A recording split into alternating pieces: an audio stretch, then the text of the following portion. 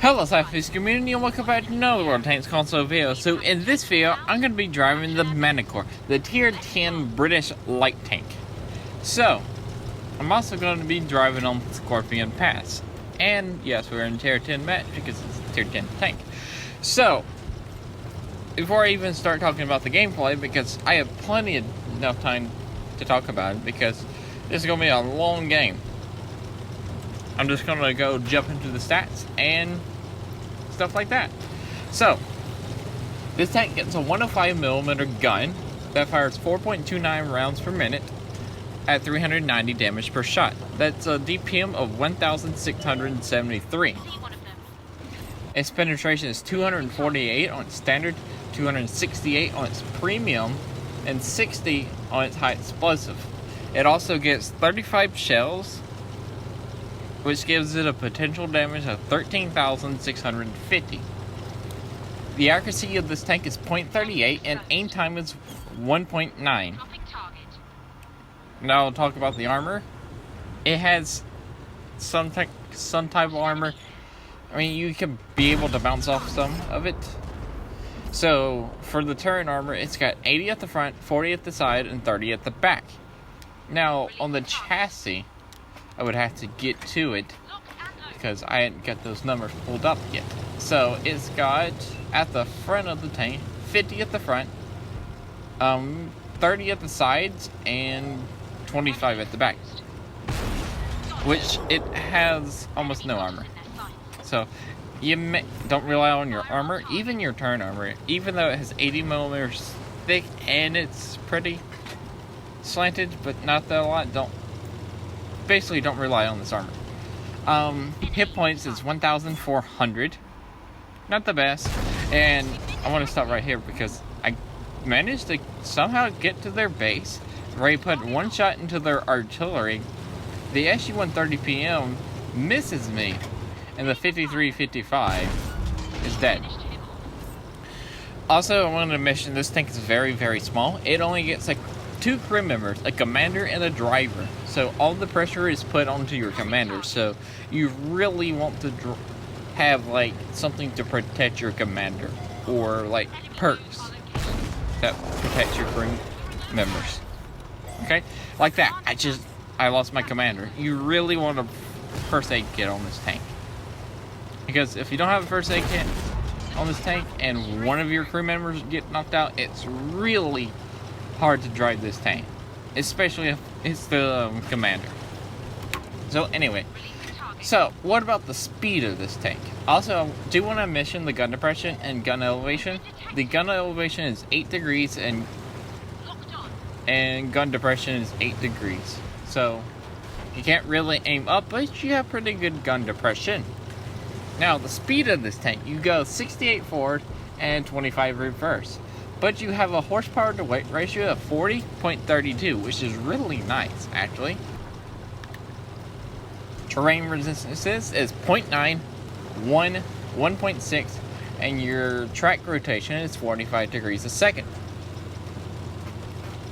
And anything else I want to say? I do want to say the dispersions while moving the tank and while rotating the turret.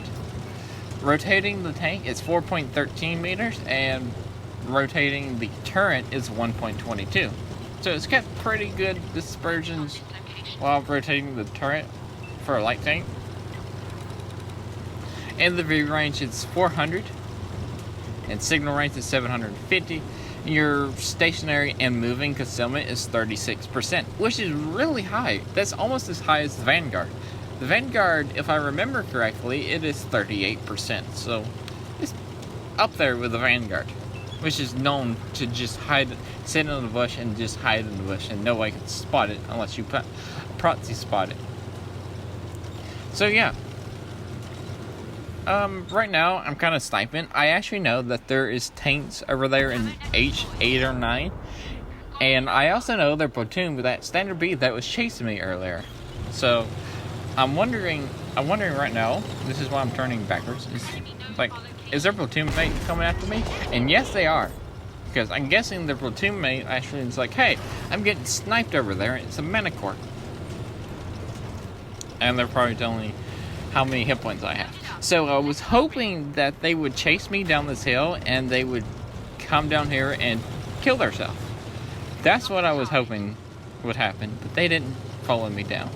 Because the only fire support I have is that heavy in H4, which I think is a M103. And I only have 295 hit points. And our team is losing. We're down by 3 tanks. Okay? Now, that 4032, it's right there. He's a one-shot for me. I'm also 6 cents. So I really want to take out that tank because there's another tank out there. And if I remember correctly, it's a TD, which is also a one-shot. So if I can, like, hit one of those tanks and pin them, I can take one of them out. Then go run away, reload, then take the other one out. But I gotta remember not to get shot because I don't have a lot of hit points left. And they both can one-shot me easily. So my idea is to try to get down here in this hole and try to bait them in this hole. Oh, there's 3 tanks now, so I do miss the lower plate of the 432. So I really kind of freaked out because I seen that 3rd tank, which is a heavy tank that's full health. And it's a 279E. It's also the same 279E I actually hit in the ammo. And I killed their SU-130PM nicely right there. And their other SU-130PM actually killed itself. So that's pretty nice. Now the 279E's coming after me. I'm trying to get this heavy tank to like help me. Because he's kind of just sitting there. And I'm hoping he'll just start sniping it, and I flip myself. So right here, I'm like, okay, I'm dead for sure now. Because all they got to do, if they figured out I'm flipped, all they would have to do is come down here and rush me. That's it. But no. They didn't know. I was undetected when I flipped. So that was nice. My plan is, 2 of their tanks are over here. It's the 279E and the 432. I know the 432 is one shot and the 279E is a full health. And the tank destroyer is on the enemy team. On the other side, it's E4 just took our 257 and artillery's in trouble. So I have 2 choices here. Go tackle the 4 and try to save artillery, or go up this hill backwards and try to sneak up on them. And hopefully the 103 can get shots. If he'll actually take shots. And maybe the artillery will help me. I asked artillery asking for help. But the artillery said no because he wants a shotgun. So I was like, okay, I got this. So my plan is to sneak up on this 432 and take him out. And that's exactly what I did. There's the 279E. And he's actually focused on the E5. It's E5, not on 103. Which, luckily for me, he's actually just focusing on the E5. I had no idea, so right now I can farm him. Because I know the E4 is over there in D1 fighting my artillery. And now, the Object 279, he was actually shooting at the artillery. I don't know why, but that's fine with me. Now, I'm actually trying to get one more shot into the 279E, but he actually turns his gun up to me. So I was like, okay, I can't take a shot. So now I'm trying to keep him spotted so the E5 can put a shot into him. That's my idea. So he went undetected. Next idea is hopefully I can wait around the corner and put one more shot into him. So he'll be a 2-shot for me. I kind of want him to be up here in the open. But I thought about it. It's like, okay, he may be actually going back to our base. So I'm going to go sit in that cap circle. I don't cap ever. But I'm going to go sit in that cap circle. The E4 is over there with the E5. At first, I was like, okay, I'm going to go help the E5 out because I don't want to cap. But then that happens. So the E5 takes out the E4. Now, my plan is to go sit in that cap circle. That's all I wanted to do. But I don't really want to cap. I'm going to go sit in this cap circle and lure the 279E out. I do know the 279E is a 2-shot for me. And I also kind of want to sit in the bush and set my camo net and binoculars up so I can outspot him before he does. And I'm also going to try to use this small bush in front of me to use its camo value. Because I don't play on Xbox, because on PS4, all the bushes actually work. All bushes on the PS4 actually work. I know on the Xbox they don't because the 360, but we don't have the 360 over here, so yeah, all bushes work. So I loaded the premium round. My thought process is right here.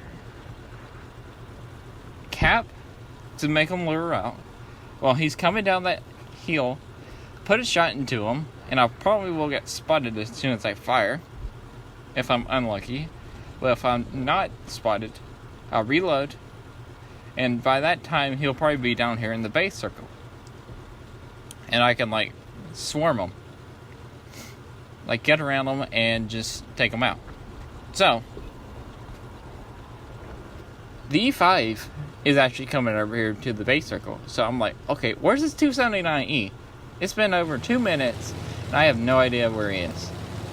So I was like, okay, I don't want to cap this. There's only one tank left, and he is a 2 hit.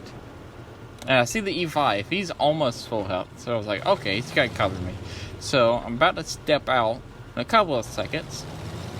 And right there, I got it really close. And there's the 279E. I do pop a shot, but it didn't really go in. Well, it didn't hit him. So my idea is just swarm him. And I actually bounce a shot from the E5 that actually hit me, and I blow the turret off the 279E. Because the very first shot I fired on that 279E, ammo racked him. I don't know if he stayed ammo racked the entire game. I don't know. If he did, then that first shot actually helped me out really good right there. So I made 10,000 silver, did 4,113 damage, got a first mastery badge, 5 kills, 367 assisted, and top of the leaderboards, then we turned that game around.